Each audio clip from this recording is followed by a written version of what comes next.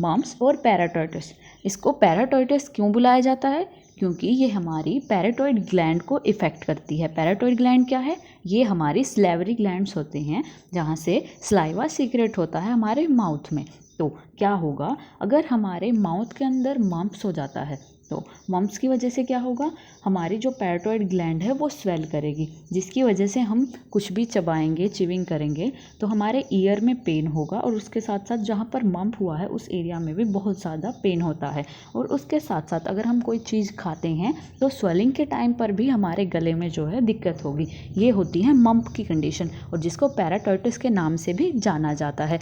Next, अगर इसके causative agent की बात की जाए कि ये कौन से वायरस की वजह से बॉडी में फैलता है, उस वायरस का नाम होता है पैरामिक्सो वायरस। ये एक रूबेला वायरस फैमिली से बिलोंग करता है। किस वायरस से फैलता है? ये फैलता है पैरामिक्सो वायरस से। और ट्रांसमिशन की बात की जाए तो ये एयर के अंदर जो ड्रॉपलेट्स होते हैं उनकी वजह से हमारी बॉडी में एंटर करता है। और अगर बात की जाए इंक्यूबेशन पीरियड की, वो रहता है 2 से लेकर 3 वीक्स तक या यूजुअली 18 डेज तक इसका इंक्यूबेशन पीरियड रहता है। और अगर बात की जाए इसके साइन और सिम्टम्स की, जो अभी आपको बताया था कि इसका नाम है पैराटाइटिस, तो जो हमारी पैराटाइड ग्लैंड होती है, जो हमारे माउथ के अंदर सलाइवा ग्लैंड होती है, ये पैराटाइड ग्लैंड को इफ़ेक्ट करता है, वहाँ पर स्वेलिंग हो जाती है। और इसके साथ साथ ये पैराटाइड ग्लैंड के साथ साथ जो हमारे माउथ में अदर 2 ग्लैंड्स और होती हैं उनको भी इफ़ेक्ट करता है, यानी जो सबलिंगुअल और सबमैंडिबल ग्लैंड्स होती हैं वहाँ पर भी दर्द जो है वो महसूस होता है। यहाँ पर लिखा हुआ है देखिए, हमारे कान के अंदर दर्द या फिर माउथ को जब भी हम ओपन करेंगे तो वहाँ पर स्टिफनेस, जकड़न जैसा हमें फील होता है। ये साइन या सिम्टम्स रहते हैं मम्प्स के। और एक तरफ का जो हमारा फेस है वो स्वेल कर जाता है। आई होप मम्प्स क्या होता है ये भी आपका क्लियर हो चुका है। Next is small pox. Small pox को हिंदी में क्या बोलते हैं? चेचक। इसे चेचक के नाम से जाना जाता है। नेक्स्ट इज, अगर बात की जाए कि इसके कॉजेटिव एजेंट क्या है, यानी ये कौन से वायरस से फैलती है, उस वायरस का नाम है वेरियोला वायरस। और वेरियोला वायरस क्या है? एक डबल स्टैंडर्ड डीएनए वायरस है। इसको याद रखिएगा कि जो वेरियोला वायरस है वो डबल स्टैंडर्ड डीएनए वायरस है। Next is mode of transmission, यानी ये बॉडी में किस तरह से एंटर करता है। स्मॉल पॉक्स या चेचक जो है ये बॉडी में रेस्पिरेटरी ट्रैक के थ्रू बॉडी में एंटर करते हैं।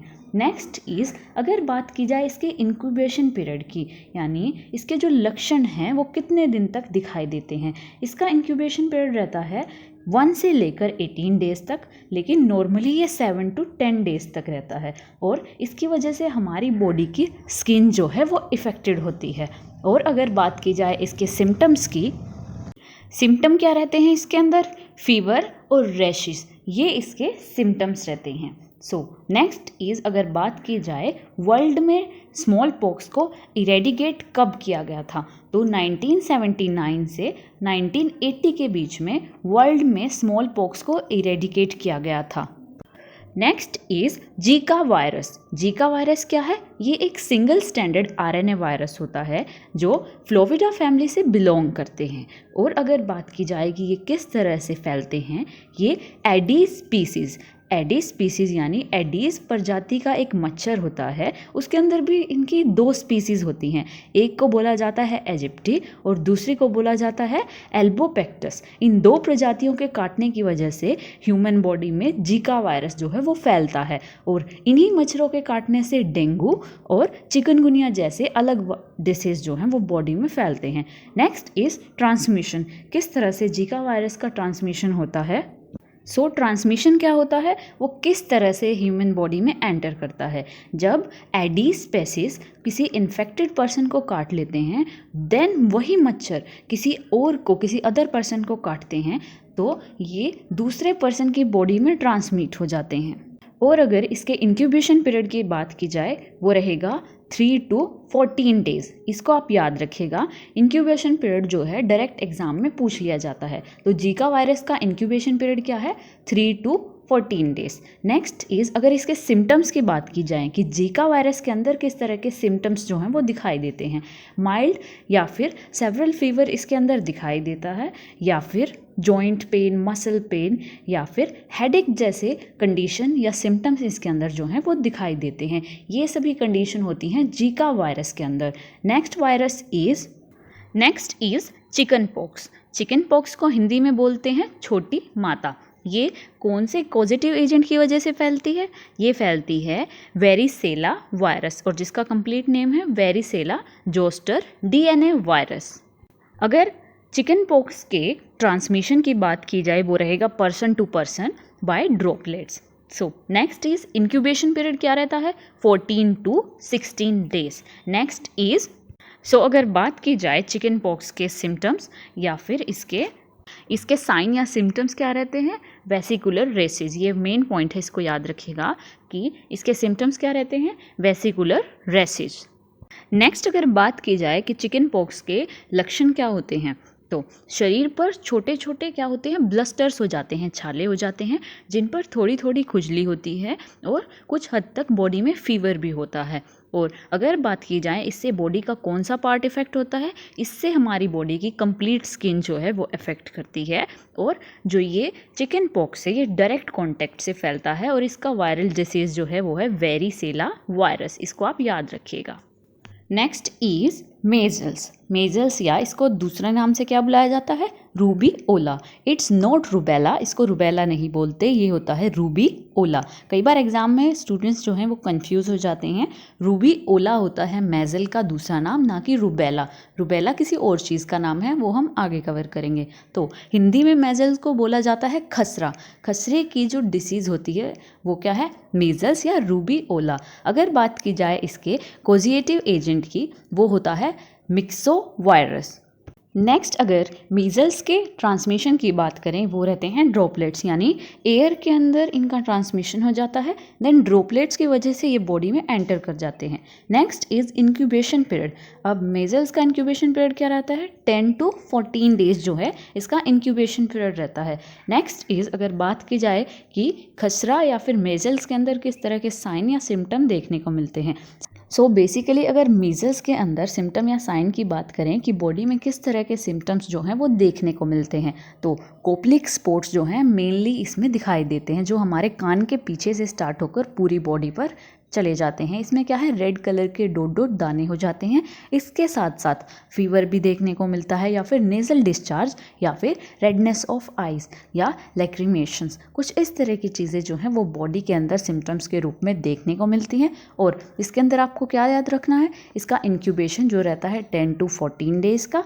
देन उसके बाद इसके अंदर आपको इसका वायरस याद रखना है, वो है मिक्सो वायरस। ये एग्ज़ाम्स के अंदर ऐसे पूछ लिए जाते हैं कि मिक्सो वायरस की वजह से बॉडी में किस तरह का वायरस डिसीज़ या किस तरह की बीमारी जो है वो देखने को मिलती है। और मेजल्स या इसको रूबीओला के नाम से भी जाना जाता है। आई होप मेजल क्या होता है ये आपका क्लियर हो चुका है। नेक्स्ट वायरस की अगर बात की जाए वो है इन्फ्लुएंजा, जिसको फ्लू के नाम से भी जाना जाता है।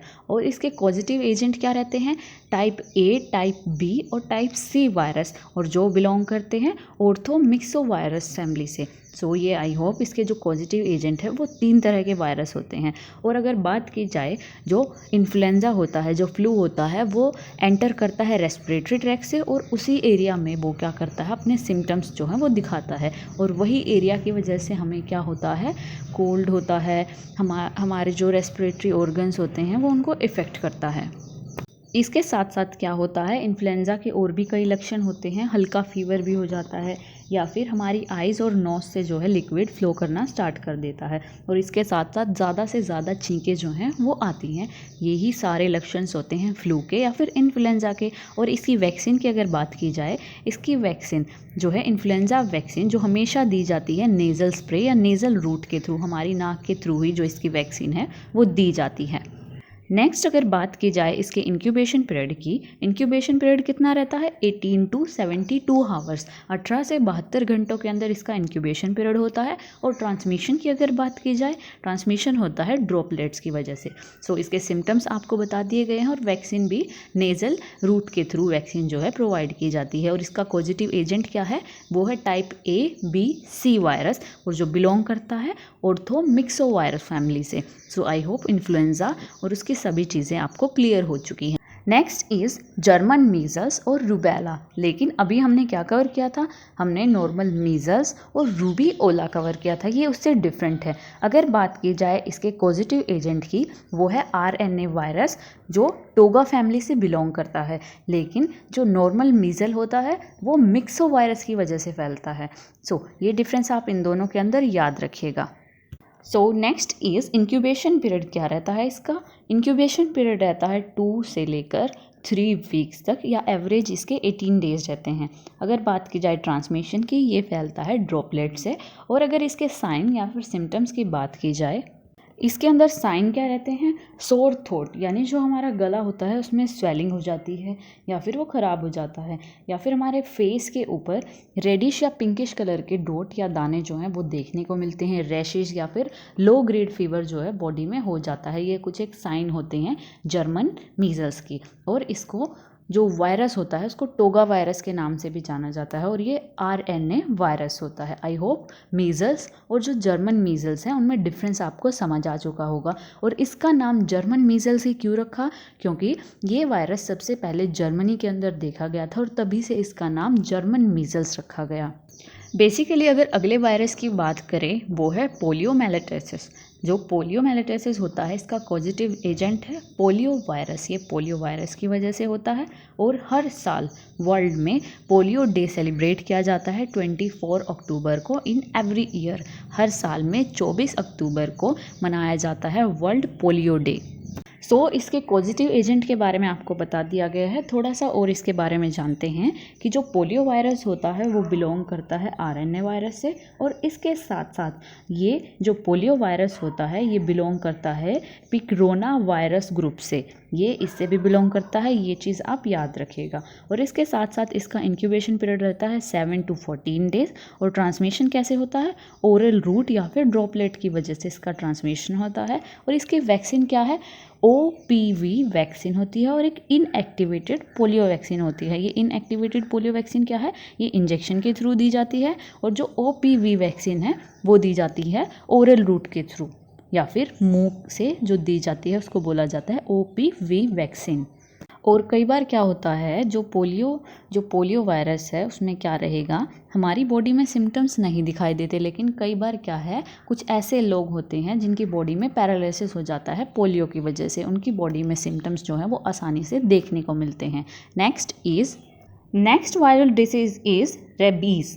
रेबीज़ का जो कॉजेटिव एजेंट है वो है लेसी वायरस टाइप 1। ये आरएनए टाइप 1 वायरस होता है। इसका दूसरा नाम क्या है, रेब्डो वायरस के नाम से भी इसको जाना जाता है। इन वायरसेस के आप नेम याद रखिएगा, एग्जाम्स के अंदर क्वेश्चन जो हैं वो पूछ लिए जाते हैं। अब बात की जाए इसके इंक्यूबेशन पीरियड की। इंक्यूबेशन पीरियड रहता है 3 to 8 वीक्स। इसका जो इंक्यूबेशन पीरियड है ये कुछ दिनों से लेकर कुछ सालों तक भी ये चीज़ें चल सकती हैं। जो ये वायरस होता है इसका ट्रांसमिशन कैसे होता है, क्या होगा, रेबीज़ इन्फेक्शन का कारण क्या होता है, रेबीज़ वायरस। नेक्स्ट अगर बात की जाए ट्रांसमिशन की कि किस तरह से ह्यूमन बॉडी में रेबीज़ जो है वो फैलता है, इसके इन्फेक्शन के क्या कारण रहते हैं। जब रेबीज़ वायरस की वैक्सीन किसी कुत्ते, बिल्ली या फिर बंदर इस तरह के जानवर को नहीं लगी हो, और वो बंदर, कुत्ता, जानवर जो है किसी भी ह्यूमन बीइंग को काट लेता है, तो उस कंडीशन में उस एनिमल की जो स्लाइवा है उससे वो चीज़ें निकलकर ह्यूमन बॉडी में ट्रांसफ़र हो जाती हैं, और जिसकी वजह से उन्हें रेबीज़ नाम का ये जो वायरस डिसीज़ है ये हो जाता है। अगर बात की जाए इसके सिम्टम्स की, सिम्टम्स क्या रहते हैं इसके अंदर। रेबीज़ की अगर वायरस हो जाए तो इसमें क्या रहेगा, इसमें ब्रीथ लेने में थोड़ी सी दिक्कत होगी, यानी सांस लेने में कठिनाई होगी, या फिर फियर ऑफ वाटर, पानी से डर लगना स्टार्ट हो जाता है, और कुछ हद तक फीवर भी रहता है। ये है इसके कुछ एक साइन और सिम्टम्स। नेक्स्ट अगर बात की जाए ह्यूमन बॉडी का कौन सा पार्ट इससे ज़्यादा इफेक्ट होता है, वो होता है हमारा नर्वस सिस्टम। जो तंत्रिका तंत्र है वो सबसे ज़्यादा प्रभावित होता है रेबीज़ की कंडीशन में। Next viral disease is AIDS. AIDS की फुल फॉर्म क्या होती है, एक्वायर्ड इम्यून डिफिशिएंसी सिंड्रोम। इस फुल फॉर्म को आप याद रखिएगा क्योंकि कई बार ये पूछ ली जाती है। ये क्या है, ये एक वायरल डिसीज़ है। अगर बात की जाए इसके कॉजेटिव एजेंट की, वो है HIV। HIV की फुल फॉर्म क्या होती है, ह्यूमन इम्यून डिफिशिएंसी वायरस, ये फुल फॉर्म होती है HIV। HIV क्या है? इस वायरस की वजह से बॉडी में एड्स होती है। इसका एक और नाम है, इसको स्लिम डिसीज़ के नाम से भी जाना जाता है। इसको स्लिम डिसीज़ इसीलिए बोलते हैं बिकॉज ये क्या करता है, ये धीरे धीरे इम्यून सिस्टम को ब्रेक करता चला जाता है और एंड में पर्सन इतना स्लिम, इतना पतला हो जाता है कि उसकी जो इंटरनल कैपेसिटी होती है वो बिल्कुल डाउन चली जाती है और उसकी डेथ हो जाती है। इसीलिए इसको स्लिम डिसीज़ के नाम से भी जाना जाता है। जो उसका इम्यून सिस्टम है, उसकी जो आर्मी है, जो डिफेंस आर्मी है, वो पूरी की पूरी डैमेज हो जाती है और जिसकी वजह से ह्यूमन बॉडी के अंदर बहुत सारे इन्फेक्शन जो है आना स्टार्ट हो जाते हैं। और अल्टीमेटली क्या होता है, वो ह्यूमन बॉडी इतनी वीक हो जाती है कि एंड टाइम पर उसकी डेथ ही हो जाती है। यानी एड्स के अंदर ये कंपल्शन है कि उस पर्सन की डेथ होगी, यानी इस एड्स वायरस की वजह से उस पर्सन की डेथ जो है वो फिक्स हो जाती है। और इसीलिए एड्स को फैटल डिसीज़ या फिर डेड डिसीज़ के अंदर रखा जाता है, क्योंकि इसके अंदर पेशेंट की 100% डेथ होना कंपल्शन रख देते हैं। अब यहाँ पर देखिए, हमारी बॉडी में कई तरह के सेल्स होते हैं, जिनमें से WBC भी एक सेल होते हैं। WBC क्या होते हैं? White blood cells. अब जो WBC होते हैं उनके भी फर्दर टाइप्स होते हैं, जैसे ग्रेनुलोसाइट हो गया, मोनोसाइट या फिर लिम्फोसाइट। लेकिन इन सभी सेल्स में जो मेजर हमारी बॉडी का डिफेंस मैकेनिज्म बनाते हैं वो हैं मैक्रोफेजेस, B सेल और T सेल्स। ये डिफेंस मैकेनिज्म बनाते हैं हमारी बॉडी का। बेसिकली जो B सेल और T सेल्स होते हैं ये टाइप्स होते हैं लिम्फोसाइट के, इसीलिए इनको B लिम्फोसाइट या फिर T लिम्फोसाइट के नाम से भी जाना जाता है। जो B सेल, जो B लिम्फोसाइट्स होते हैं, ये रिलीज करते हैं एंटीबॉडीज़। जो B सेल्स होते हैं ये एंटीबॉडीज़ रिलीज करते हैं। तो एंटीबॉडीज़ क्या करेंगे, जो आउटर एरिया से पैथोजेंस एंटर हुए हैं हमारी बॉडी में, ये उनको डिस्ट्रॉय करके आएंगे। उसके बाद B सेल क्या है, इंफॉर्मेशन प्रोवाइड करते हैं माइक्रोफेजेस को कि हमारा काम यहाँ पर ख़त्म हो गया है, अब माइक्रोफेजेस का काम वहाँ पर स्टार्ट हो जाता है। मैक्रोफेजेस क्या करते हैं, जो एंटीबॉडीज़ ने पैथोजेंस वहाँ पर डिस्ट्रॉय किए हैं, वहाँ पर उनकी डेड सेल्स जो है वो रह जाते हैं और माइक्रोफेजेस क्या करते हैं, वहाँ पर पहुँचकर उनको खा जाते हैं, यानी वहाँ पर हर एक चीज़ जो है वो रिमूव कर देते हैं। ये काम किसका होता है? मैक्रोफेजेस का। अब बात करते हैं टी सेल्स की। टी सेल्स को दो पार्ट्स में डिवाइड किया गया है। एक होते हैं helper cells, helper T cells. एक होते हैं killer T cells. Helper cell और किलर टी सेल्स ये पार्ट हैं किसके? टी सेल्स के। तो इसके अंदर जो किलर टी सेल होते हैं ये क्या करते हैं, ये कोजिंग एजेंट को ख़त्म करते हैं, यानी जो पैथोजन आते हैं उनको किल करते हैं, जैसे इसके नाम से पता चल रहा है। लेकिन जो माइक्रोफेजेस की एक्टिविटी है, जो बी सेल या फिर इस किलर टी सेल के जो काम होते हैं, ये इनको बताता कौन है कि वहाँ पर पैथोजेंस आ चुके हैं। तो ये काम होता है हेल्पर टी सेल्स का। हेल्पर टी सेल्स बताते हैं कि बॉडी में कोई वायरस एंटर किया है और उसको अब ख़त्म करना है। ये वर्क होता है हेल्पर टी सेल्स का।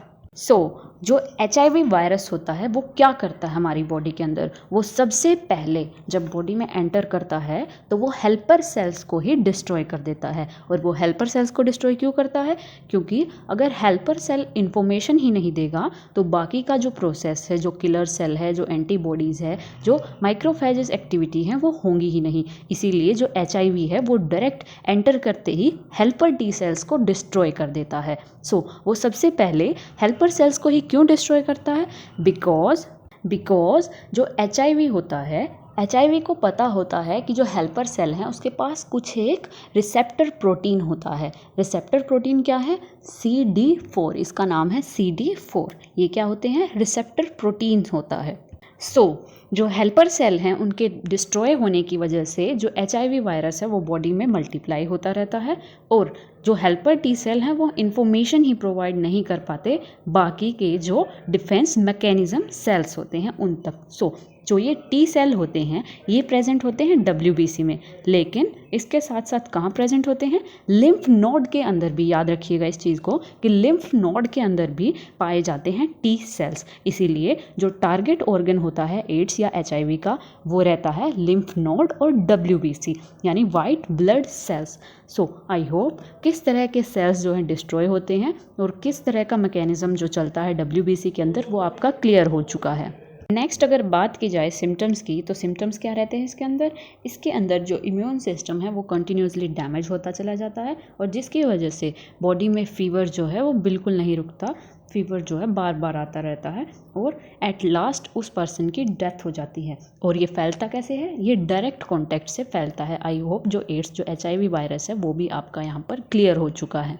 इसको फाइंड आउट करने के लिए 2 स्पेसिफिक टेस्ट जो है वो इन्वेंट किए गए हैं। एक टेस्ट का नाम है एलिसा और दूसरे टेस्ट का नाम है वेस्टर्न ब्लोट टेस्ट। इसको आप याद रखिएगा। जनरली HIV वायरस को फाइंड आउट करने के लिए ये 2 टेस्ट बनाए गए हैं। पहले का नाम है एलिसा और दूसरे का नाम है western blot test. I hope ये भी टॉपिक आपका क्लियर हो चुका है। Next viral disease is hepatitis. Hepatitis जो है ये 5 तरह के होते हैं वायरल डिसीज़ के अंदर। हेपेटाइटिस क्या होता है? लीवर के अंदर इन्फ्लामेशन आना, उसको बोलते हैं हेपेटाइटिस। हेपेटाइटिस का मतलब क्या होता है? ये 2 वर्ड से मिलकर बना है, हेपेट प्लस आइटिस। हेपेट्स मतलब होता है लीवर और आइटिस मतलब होता है इन्फ्लामेशन, यानी लीवर के अंदर जब इन्फ्लामेशन होती है या सूजन होती है, इन्फ्लामेशन को बोलते हैं सूजन, तो उस कंडीशन में होते हैं हेपेटाइटिस। अब हेपेटाइटिस जो है वो 5 तरह के होते हैं। Hepatitis A, B, C, D और E।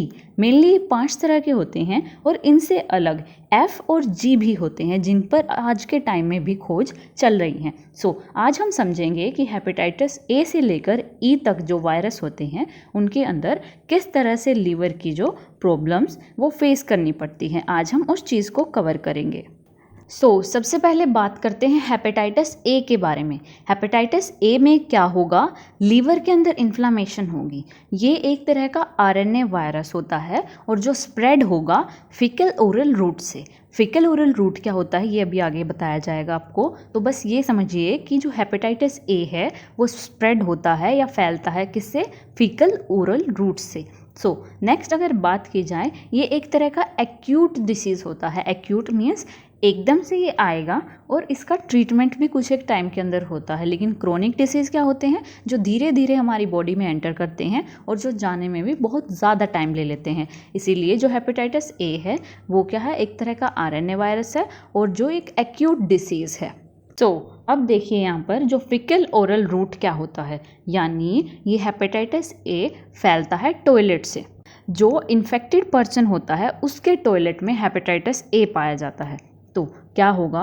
जब वो अच्छी तरह से अपने हैंड वॉश नहीं करेगा या फिर अपने उन्हीं इन्फेक्टेड हैंड्स को किसी वाटर, किसी फूड को टच करेगा, तो उस फूड और वाटर के अंदर भी ये जो हेपेटाइटिस A के वायरस हैं वो चले जाते हैं। और जब एक हेल्दी पर्सन उन चीज़ों को टच करेगा या उनको खाएगा, तो क्या होगा? ये जो हेपेटाइटिस A है उस हेल्दी पर्सन की बॉडी में भी एंटर कर जाएगा।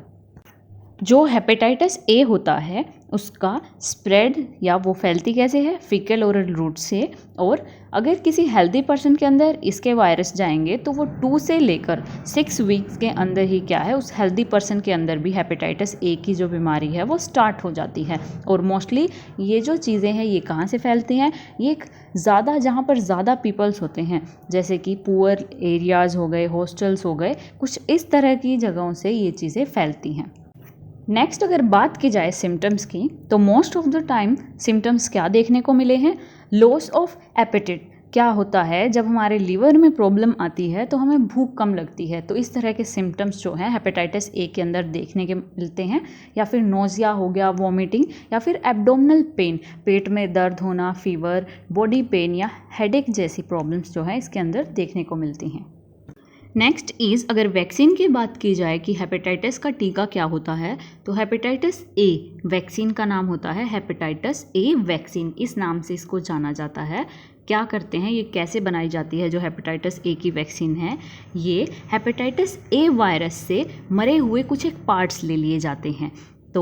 और ये जो वैक्सीन जो है पहली बार तैयार की थी उनका नाम था मोरिस सेलीमैन। इस नाम के व्यक्ति ने ये वैक्सीन जो है तैयार की थी। और वैक्सीन जो है वो 2 टाइप की थी। हेपेटाइटिस A की वैक्सीन जो है वो 2 तरह की होती है। पहली वैक्सीन जो होगी उसके अंदर वायरस जो है वो इनएक्टिव कंडीशन में रहेगा, लेकिन जो दूसरी तरह की वैक्सीन रहेगी उसमें वायरस एक्टिव कंडीशन में होगा। ये दोनों ही वैक्सीन जब बॉडी में लगती हैं तो क्या होगा? ये हमारे इम्यूनिटी सिस्टम पर इफ़ेक्ट डालती हैं। और इससे अलग इस वैक्सीन जो हेपेटाइटिस ए वायरस की वैक्सीन होती है, इसके अलग अलग नेम्स भी हैं, जैसे हिलीव, एवैक्सीन या हेवरिस। ये अलग अलग नामों से हेपेटाइटिस ए की जो वैक्सीन होती है। आई होप हेपेटाइटिस ए क्या होता है, किस तरह से फीकल ओरल रूट से ये अदर बॉडीज़ में ट्रांसफ़र होता है, और इसकी वजह से कई बार क्या होता है, लीवर फेलियर की कंडीशन भी आ जाती है। Next hepatitis virus is hepatitis B virus. इसको सीरम हेपेटाइटिस के नाम से भी जाना जाता है। इसका अदर नेम क्या है, सीरम हेपेटाइटिस। तो ये कैसे फैलता है, ये ट्रांसमिट होता है ब्लड के थ्रू। अगर कोई इन्फेक्टेड पर्सन है हेपेटाइटिस बी से, तो उसकी बॉडी से अगर ब्लड दूसरे की बॉडी में ट्रांसफ़र होगा तो ये हेपेटाइटिस बी जो है उस हेल्दी पर्सन की बॉडी में भी ट्रांसफ़र हो जाते हैं। तो यहाँ पर कुछ एक कॉजेज़ दिए गए हैं, इसको आप ध्यान से समझिएगा। ये जो ऊपर आपको कॉजेज़ दिखाई दे रहे हैं, हेपेटाइटिस बी जो है सिर्फ 10% ही इनकी वजह से फैलेगा, लेकिन सिर्फ एक मेन कॉज ऐसा है जिसके अंदर 90% चांस रहेंगे हेपेटाइटिस बी होने के। अगर बात की जाए 10% की कि हेपेटाइटिस बी जो है सिर्फ 10% ही ट्रांसफ़र हो पाएगा, तो कैसे, जैसे कोई ड्रग एब्यूज़र है, अगर कई पर्सन एक ही सिरिंज से ड्रग्स ले रहे हैं तो उस कंडीशन में भी हेपेटाइटिस बी एक की बॉडी से दूसरी बॉडी में ट्रांसफ़र हो जाएगा।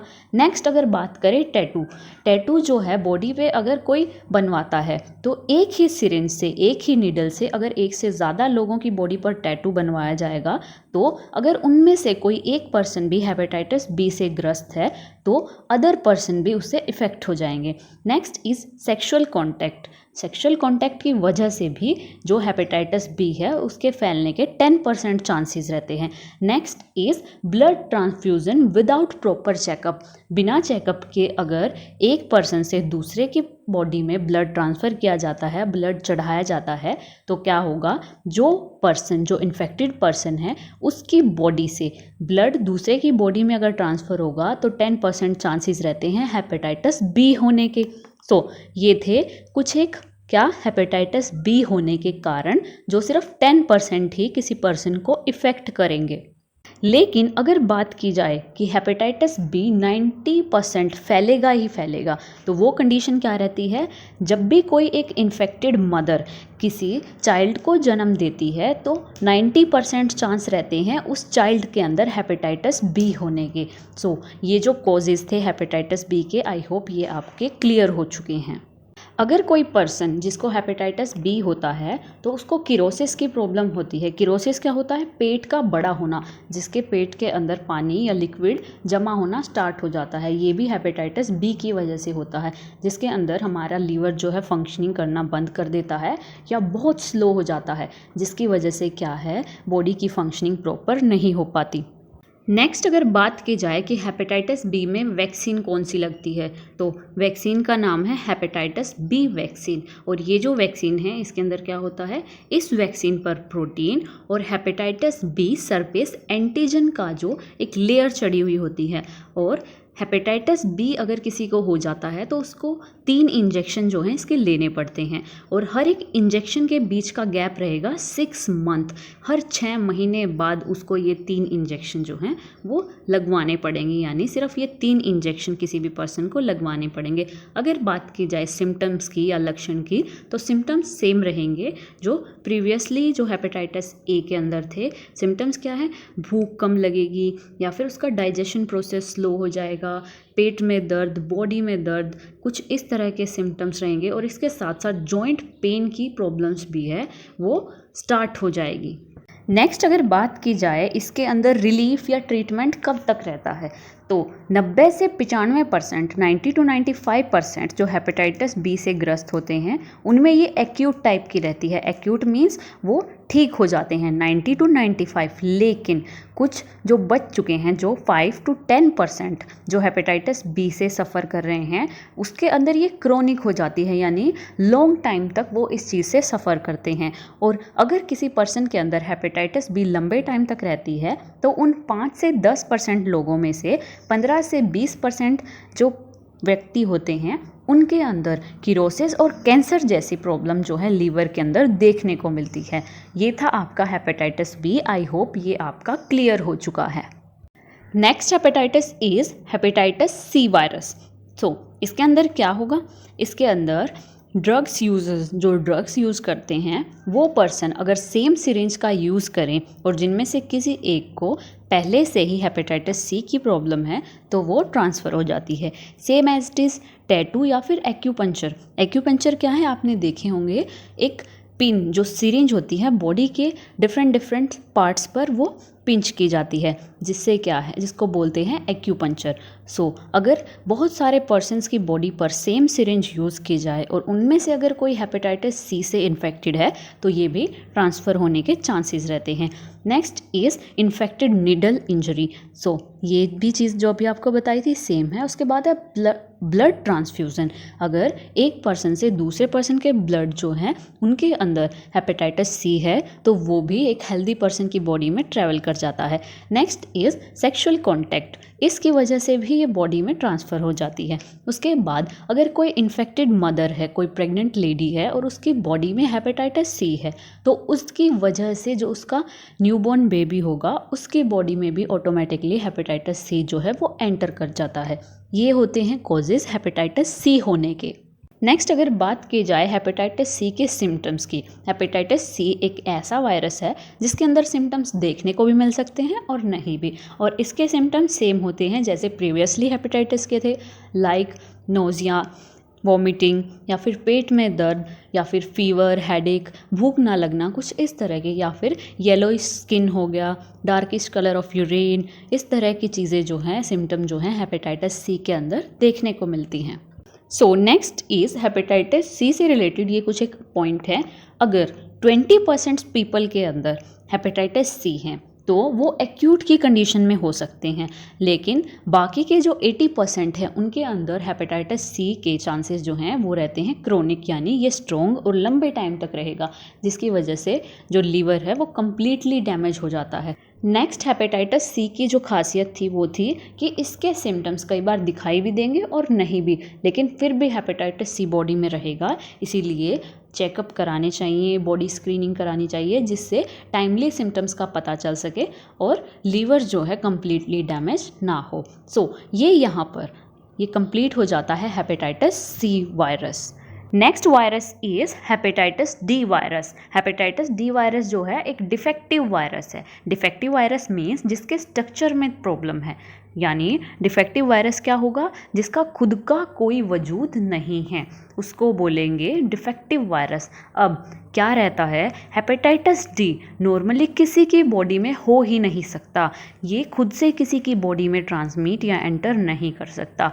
इसके जो जाने के रास्ते क्या रहेंगे, अगर किसी पर्सन की बॉडी में पहले से ही हेपेटाइटिस बी वायरस है तभी हेपेटाइटिस डी वायरस उसकी बॉडी में एंटर कर सकता है। ये चीज़ आप याद रखिएगा कि हेपेटाइटिस डी जो है किसी की बॉडी में नहीं हो सकता, किसी की बॉडी में ट्रांसफ़र नहीं हो सकता। ये तभी किसी भी पर्सन की बॉडी में ट्रांसमिट होगा जब उस पर्सन की बॉडी में पहले से ही हेपेटाइटिस बी वायरस हो, तभी हेपेटाइटिस डी वायरस उसकी बॉडी में ट्रांसमिट होगा। इस चीज़ को आप याद रखिएगा, ये एक इम्पॉर्टेंट लाइन है। Next important point about hepatitis D. Hepatitis D के बारे में ये इम्पॉर्टेंट पॉइंट है। तो यहाँ पर देखिए, अगर बॉडी में हेपेटाइटिस बी कमज़ोर है यानी एक्यूट है, जो छोटे टाइम के लिए है, तो हेपेटाइटिस बी भी क्या है, एक्यूट रहेगा, यानी हेपेटाइटिस बी कुछ एक टाइम में ठीक हो गया तो हेपेटाइटिस डी भी कुछ एक टाइम में बॉडी से चला जाएगा। लेकिन दूसरी कंडीशन क्या रहेगी, अगर हेपेटाइटिस बी स्ट्रॉन्ग है यानी क्रोनिक है, फॉर लॉन्ग पीरियड का है, यानी 6 महीने से भी ज़्यादा चलने वाला है, तो उस कंडीशन में हेपेटाइटिस डी भी जो है वो स्ट्रॉन्ग हो जाएगा और हेपेटाइटिस बी और हेपेटाइटिस डी इकट्ठे मिलकर क्या करेंगे, लीवर को डैमेज कर देंगे और लास्ट में ऐसी कंडीशन होगी कि लीवर जो है वो फुली डैमेज हो जाएगा। सो इन पॉइंट्स को आप याद रखिएगा। और हेपेटाइटिस डी के अंदर आपको सिर्फ यही चीज़ें याद रखनी है कि हेपेटाइटिस डी जो होता है वो एक डिफेक्टिव वायरस है और जिसकी खुद की कोई एग्जिस्टेंस नहीं होती, वो तभी फैलेगा जब किसी की बॉडी में पहले से ही क्या हेपेटाइटिस बी हो, तभी हेपेटाइटिस डी जो है उसकी बॉडी में एंटर करेगा। इसके अंदर आपको सिर्फ यही चीज़ें याद रखनी है। Next hepatitis virus is hepatitis E. Hepatitis E जो होता है वो सेम एज इट इज़ होता है हेपेटाइटिस ए के। इसके अंदर भी लीवर के अंदर इन्फ्लामेशन होती है और लीवर के अंदर जो ये डिजीज़ होता है ये फीकल ओरल रूट से ही फैलता है, जैसे same as it is hepatitis A के अंदर था। लेकिन इन दोनों में डिफरेंस क्या रहेगा? जो हेपेटाइटिस ई होता है ये जूनोटिक होता है। जूनोटिक मीन क्या होता है? जो एनिमल से ह्यूमंस के अंदर भी फैल सकता है। ये ह्यूमन टू ह्यूमन तो फैलता है ही, इसके साथ साथ एनिमल से ह्यूमन के अंदर भी फैल जाता है। फॉर एग्जाम्पल ये जो वायरस है ये पिग के स्टूल, जो पिग के फीसिस होते हैं उनके अंदर भी पाया गया है, इसीलिए इसको जूनोटिक भी बोला गया है। लेकिन जो हेपेटाइटिस ए होता है वो सिर्फ ह्यूमन के फीकल ऑर्गन से फैलता है, ह्यूमन के फीकल ओरल रूट से फैलता है। लेकिन जो हेपेटाइटिस ई होता है वो ह्यूमन टू ह्यूमन फैलता है, लेकिन उसके साथ साथ एनिमल टू ह्यूमन भी ट्रांसमिट होता है। नेक्स्ट अगर इसके सिम्टम्स की बात करें तो इसके सिम्टम्स सेम रहते हैं जो हेपेटाइटिस ए के सिम्टम्स होते हैं, जैसे भूख कम लगना, लॉस ऑफ एपेटाइट या फिर nausea, vomiting, abdominal pain, fever, headache या फिर बॉडी पेन। ये सभी सिम्टम्स जो हैं ये आएंगे किसके? हेपेटाइटिस ई के भी और हेपेटाइटिस ए के भी। इसके साथ साथ अगर इसके सिम्टम्स में हेपेटाइटिस ए और ई के सिम्टम में सिर्फ एक डिफरेंस होता है। ये जो हेपेटाइटिस ई वायरस होगा अगर ये किसी प्रेग्नेंट लेडी को हो तो उस कंडीशन में मदर और चाइल्ड, मदर के जो लीवर होता है उसको फेलियर होने की चांसेस ज़्यादा बढ़ जाते हैं हेपेटाइटिस ई के अंदर। लेकिन हेपेटाइटिस ए में इस तरह की कोई भी कंडीशन नहीं होती। यही सिर्फ एक सिम्टम्स में डिफरेंस था। नेक्स्ट इज़ हेपेटाइटिस एफ और हेपेटाइटिस जी। ये दो नए वायरसेस हैं जिनके बारे में आज तक भी खोज चल रही है। लेकिन हेपेटाइटिस एफ जो है उसको टोगा वायरस के नाम से भी जाना जाता है। याद रखिएगा, हेपेटाइटिस एफ को टोगा वायरस के नाम से जाना जाता है। यहाँ पर ये कंप्लीट हो जाता है आपका टॉपिक हेपेटाइटिस से रिलेटेड। हमने पहले 5 हेपेटाइटिस को कवर किया, देन लास्ट में जो ये 2 हेपेटाइटिस हैं इनको भी हमने कवर किया और इनके ऊपर आज भी रिसर्च जो है वो जारी है। इनके बारे में इतनी ज़्यादा इन्फॉर्मेशन नहीं है, आपको यहाँ पर सिर्फ लर्न रखना है कि हेपेटाइटिस एफ जो है उसको टोगा वायरस के नाम से भी जाना जाता है। यहाँ पर ये आपके ख़त्म हो जाते हैं कम्युनिकेबल डिसीज़ के अंदर जो पैथोजन है वायरल या वायरस। ये हमारे जितने भी वायरस होते हैं जो इम्पोर्टेंट थे आपके एग्ज़ाम के लिए वो यहाँ पर क्लियर हो चुके हैं। आई होप जितने भी यहाँ पर आपको टॉपिक कराए गए हैं ये आपके क्लियर हो चुके हैं।